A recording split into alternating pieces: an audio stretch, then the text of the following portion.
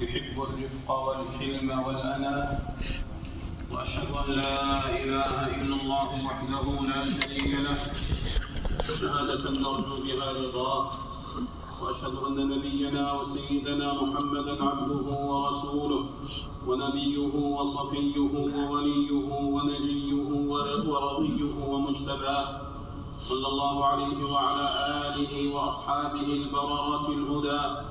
أما بعد، فيا أيها المسلمون، اتقوا الله فمن اتقى ارتقى، إن المتقين في مقام أمين في جنات وعيون.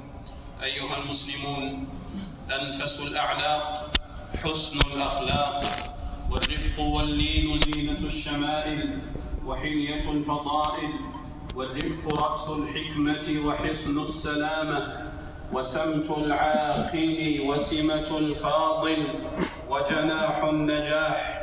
الرفق يمن والأناة سيادة، فاستأنفي رفق تلاقي نجاحا.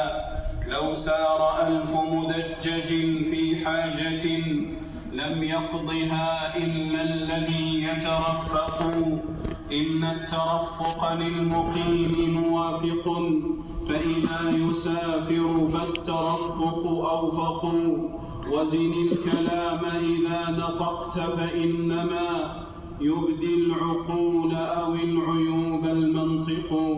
عن أبي الدرداء رضي الله عنه عن النبي صلى الله عليه وسلم قال: من أعطي حظه من الرفق فقد أعطي حظه من الخير، ومن حرم حظه من الرفق فقد حرم حظه من الخير. أخرجه الترمذي. وعن عائشة رضي الله عنها قالت: قال رسول الله صلى الله عليه وسلم: إن الله رفيق يحب الرفق في الأمر كله. متفق عليه. ولمسلم: إن الله رفيق يحب الرفق ويعطي على الرفق ما لا يعطي على العنف وما لا يعطي على ما سواه. ولمسلم: إن الرفق لا يكون في شيء إلا زانه، ولا ينزع من شيء إلا شانه.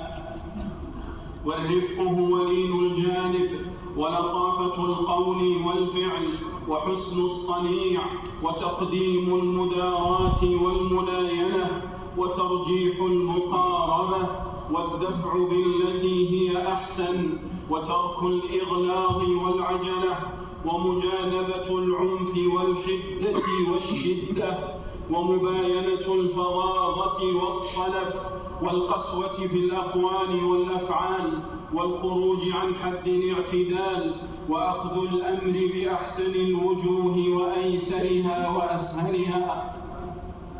ومن الناس من لا تنحل عقده ولا تلين يده ولا ينتهي نكده، ثاني العطف نائي العطف، عسر فظ عجول جهول مغرور، لا يحسن تقدير الأحوال والأمور.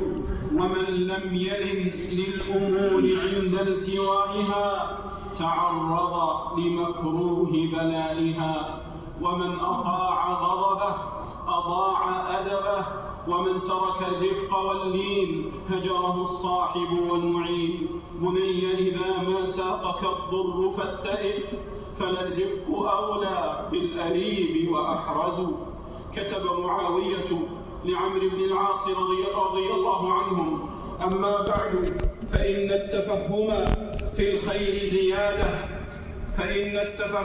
الخير زيادة ورشد، وإن الرشيد من ركد عن العجلة، وإن الخائب من خاب عن الأناة، وإن المتثبت مصيب أو كاد أن يكون مصيبا، وإن المعجل مخطئ أو كاد أن يكون مخطئا، وإنه من لا ينفعه الرفق يضره الخرق، ومن لا تنفعه التجارب لا يدرك المعاني، ولن يبلغ الرجل مبلغ الرأي حتى يغلب حلمه جهله وشهوته.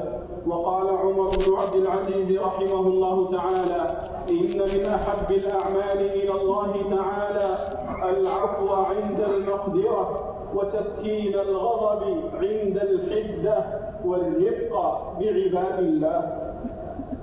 وقال ابن القيم رحمه الله تعالى: وهو سبحانه وتعالى رحيم يحب الرحماء، وإنما يرحم من عباده الرحماء، وهو ستير يحب من يستر على عباده، وعفو يحب من يعفو عنهم، وغفور يحب من يغفر لهم، ولطيف يحب اللطيف من عباده، ويبغض الفظ الغليظ القاسي الجعظري الجوار، ورفيق يحب الرفق، وحليم يحب الحلم، وبر يحب البر وأهله، وعدل يحب العدل، وقابل المعاذير يحب من يقبل معاذير عباده، ويجازي عبده بحسب هذه الصفات فيه وجودا وعدما.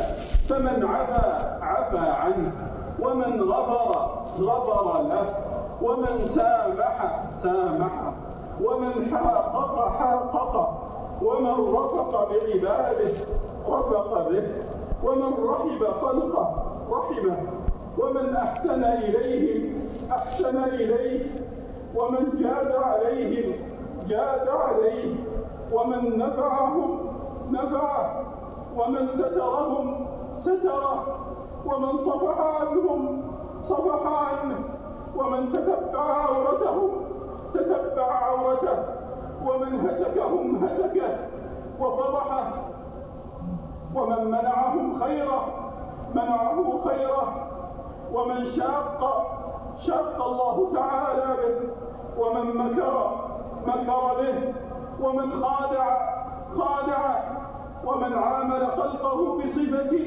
عامله الله تعالى بتلك الصفة بعينها في الدنيا والآخرة. فالله تعالى لعبده على حسب ما يكون العبد لخلقه. أيها المسلمون، وإذا أراد الله بأهل بيت خيرا دلهم على باب الرفق، وما حرم أهل بيت الرفق إلا حرموا الخير. وما أحسن البيوت يزينها الرفق، ويلفها اللين، ويجملها العفو والبر والحنان، وتغشاها السكينة والطمأنينة. وما أتعس البيوت يزلزلها الضجاج والجدال، وتفسدها المشارة والمشاغبة، وتهدمها المخاصمة والمفاتنة. عن عائشة رضي الله عنها قالت: قال رسول الله صلى الله عليه وسلم: إذا أراد الله تعالى بأهل بيت خيرا أدخل عليهم الرفق. رواه أحمد. وما فارق الرفق أهل بيت إلا أضحوا مسرحا للخلافات، ومرتعا للمنازعات والخصومات، وهدفا للشكوك والظنون، ومنبعا للشكاوى والدعاوى. يتقاذفون ويتحالفون، فلا حين هموا بالجفاء ترفقوا، ولا حين هموا بالقطيعة أنصبوا. فاتقوا الله يا أهل البيوت المصونة، وارفعوا بالتواصل والتزاور ستار الوحشة والنفرة، وعودوا إلى أيام الصفا برأب الصدع وجبر العظم وإصلاح ما فسد وجمع ما تفرق، وأخمدوا نار الشقاق بالمسامحة والمساهلة والتجاوز والعفو والصفح. ومن جاء معتذرا فاقبلوا منه المعاذير، ولا تكونوا ممن إذا استرضوا لم يرضوا. قيل لي: قد أساء إليك فلان، ومقام الفتى على الذل عار. قلت: جاءنا وحدة عذرا، دية الذنب عندنا الاعتذار. أيها المسلمون، ومن الرفق المطلوب واللين المرغوب الرفق بالمتعلم والجاهل والسائل، وملاطفتهم، وإيضاح المسائل لهم، وإبانة الحق، وتلخيص المقاصد، وترك ما لا يحتملون، وعذرهم فيما يجهلون، وتعليمهم ما لا يعلمون، بالرفق واللين لا بالغلظة والجفوة والتعالي. قال جل وعز: وأما السائل فلا تنهر. والسائل هو طالب العلم والدين في أحد القولين، فلا تنهري السائل في العلم المسترشد المستفهم. وقد كان أبو الدرداء ينظر إلى أصحاب الحديث ويبسط رداءه لهم ويقول: مرحبا بأحبة رسول الله صلى الله عليه وسلم. وفي حديث أبي هارون العبدي عن أبي سعيد الخدري رضي الله عنه قال: كنا إذا أتينا أبا سعيد يقول: مرحبا بوصية رسول الله صلى الله عليه وسلم. وعن معاوية بن الحكم السلمي رضي الله عنه قال: بين أنا أصلي مع رسول الله صلى الله عليه وسلم إذ عطس رجل من القوم فقلت: يرحمك الله، فرماني القوم بأبصارهم فقلت: وثكل أمياه، ما شأنكم تنظرون إلي؟ فجعلوا يضربون بأيديهم على أفخاذهم، فلما رأيتهم يصمتونني سكت. فلما صلى رسول الله صلى الله عليه وسلم بأبي هو وأمي ما رأيت معلما قبله ولا بعده أحسن تعليما منه، فوالله ما كهرني ولا ضربني ولا شتمني. قال: إن هذه الصلاة لا يصلح فيها شيء من كلام الناس، إنما هو التسبيح والتكبير وقراءة القرآن. أخرجه مسلم. قال النووي: فيه بيان ما كان عليه رسول الله صلى الله عليه وسلم من عظيم الخلق الذي شهد الله تعالى له به، ورفقه بالجاهل، ورأفته بأمته، وشفقته عليهم، وبه التخلق بخلقه صلى الله عليه وسلم في الرفق بالجاهل وحسن تعليمه واللطف به وتقريب الصواب إلى فهمه. وعن أبي هريرة رضي الله عنه قال: بال أعرابي في المسجد فقام الناس إليه ليقعوا فيه، فقال النبي صلى الله عليه وسلم: دعوه وأريقوا على بوله سجلا من ماء أو ذنوبا من ماء، فإنما بعثتم ميسرين ولم تبعثوا معسرين. رواه البخاري. ودعاه رسول الله صلى الله عليه وسلم فقال له: إن هذه المساجد لا تصلح لشيء من هذا البول ولا القدر، إنما هي لذكر الله عز وجل والصلاة وقراءة القرآن. فقال الأعرابي بعد أن فقه: فقام النبي صلى الله عليه وسلم إلي بأبي وأمي فلم يسب ولم يؤنب ولم يضرب. فانظروا إلى جميل أخلاق رسول الله صلى الله عليه وسلم وعظيم رحمته ولطفه ورفقه بالجاهل الجافي. جعلني الله وإياكم ممن اهتدى بهديه واستنى بسنته وسار على منهاجه. أقول ما تسمعون وأستغفر الله لي ولكم فاستغفروه إنه كان للأوابين غفورا.